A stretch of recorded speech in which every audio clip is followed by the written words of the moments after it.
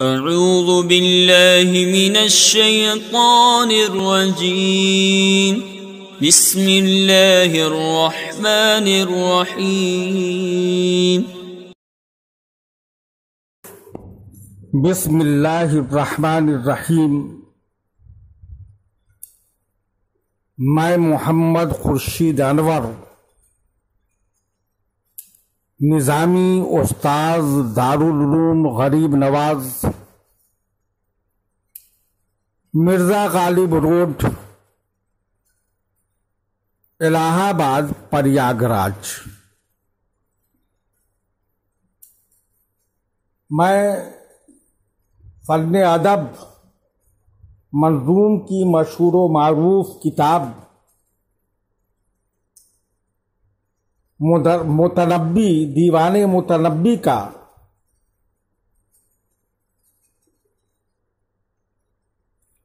درس دینے جا رہا ہوں،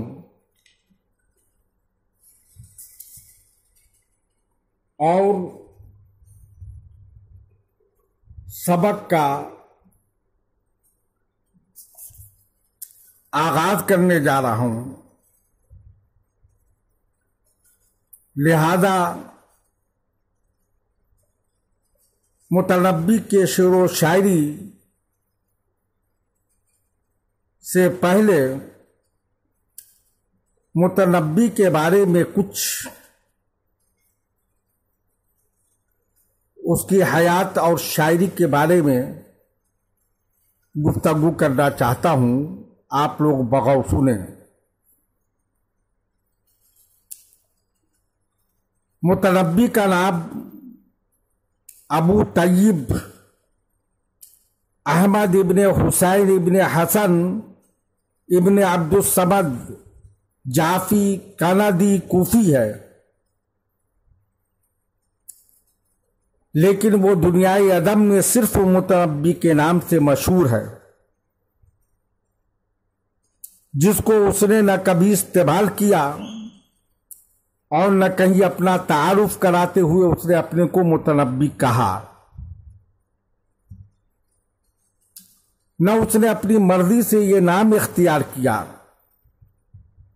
لیکن اصل نام کے بجائے دوسروں کی زبردستی دیے ہوئے اس خطاب سے آج عربی شاعری کا ایک قادر الکلام، پرگو، عظیم المرتبت استاد، قد آور شاعر مشہور ہیں۔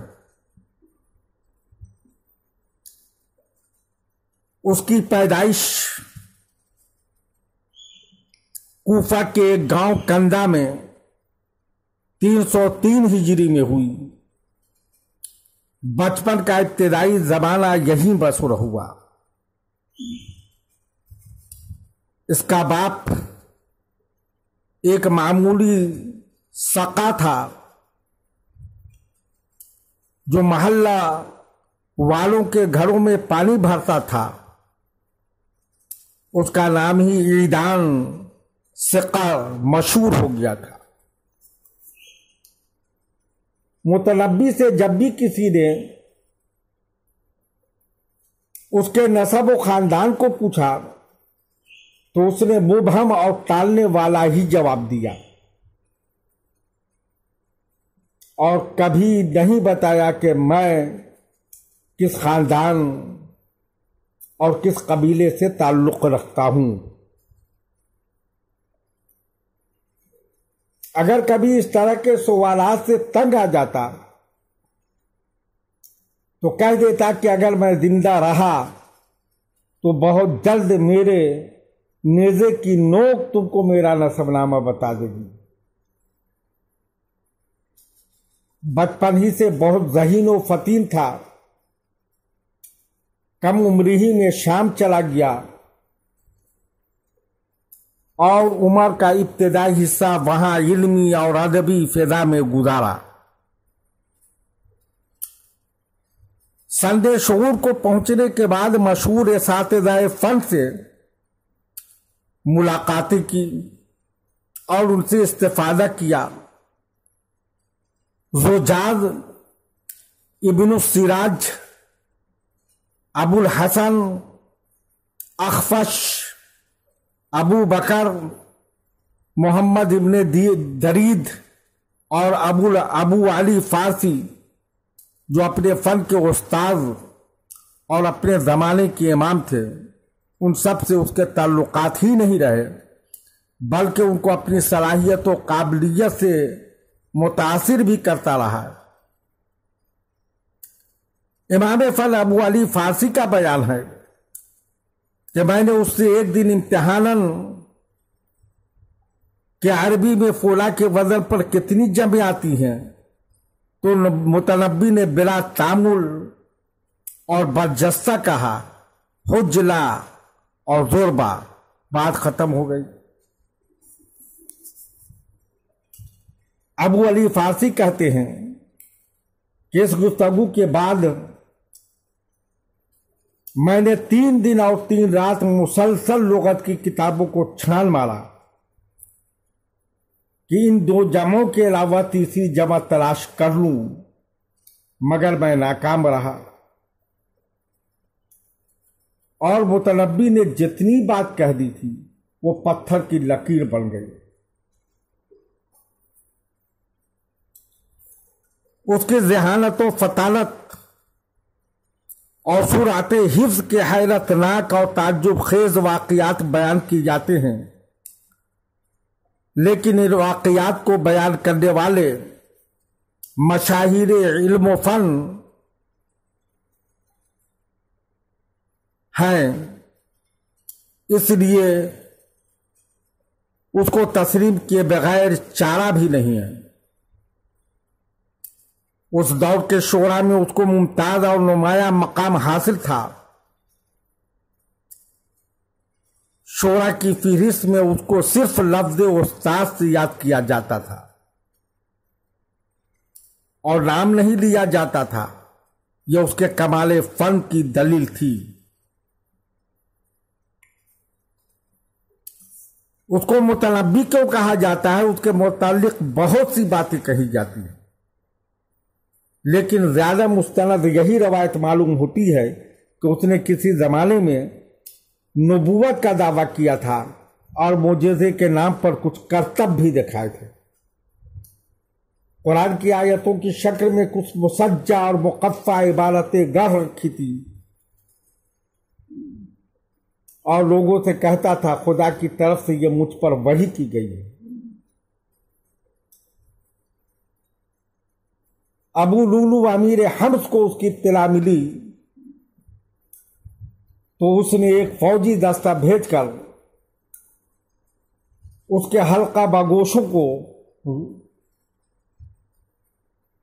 زد و کوب کرایا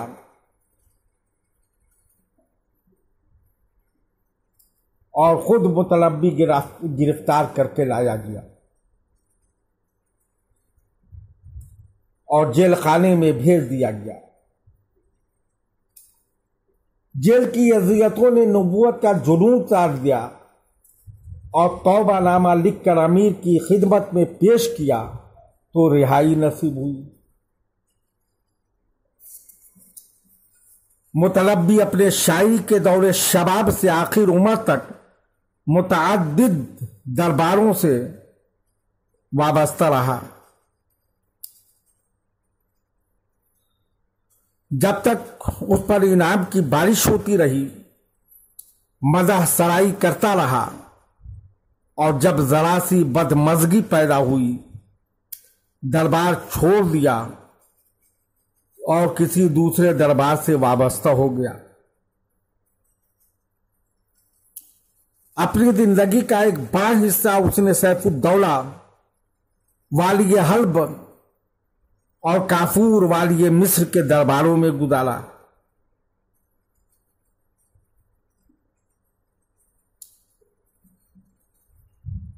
کافور نے متنبی سے وعدہ کیا تھا کہ میں تمہیں کسی ریاست کا والی بنا دوں گا یا کوئی بڑی جاگیر تم کو لکھ دوں گا تاکہ تم فارغ البالی سے زندگی بسر کر سکو، لیکن کافور نے اپنا وعدہ پورا نہیں کیا۔ متنبی نے اپنے کئی قصیدوں میں اس وعدوں کی یاد دہائی کرائی ہے۔ लेकिन फिर भी काफूर ने वादा का ईफा नहीं किया। मुतलब्बी दिल बर्दाश्ता हो गया और 350 हिजरी के आखिर में मिस्र छोड़ दिया और काफूर की हिजों में बरजस्ता एक रवां और दवा कसीदा हिजाइया लिखा, जो उसके जोरे कलम का एक उम्दा नमूना है।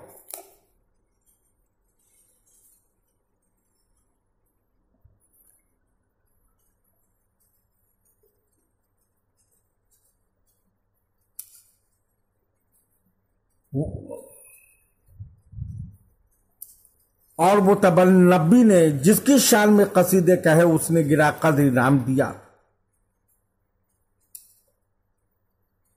वास्ता से रमजान 7 रमजान 354 हिजरी को वापस हुआ। मकाम साइया में जो बगदाद का एक गांव है, उसकी मुलाकात फातक बिन जहल बिन खराश बिन शद्दाद असदी से हुई, जो ज़ब्बा बिन यजीद उल आतबी का मामू था।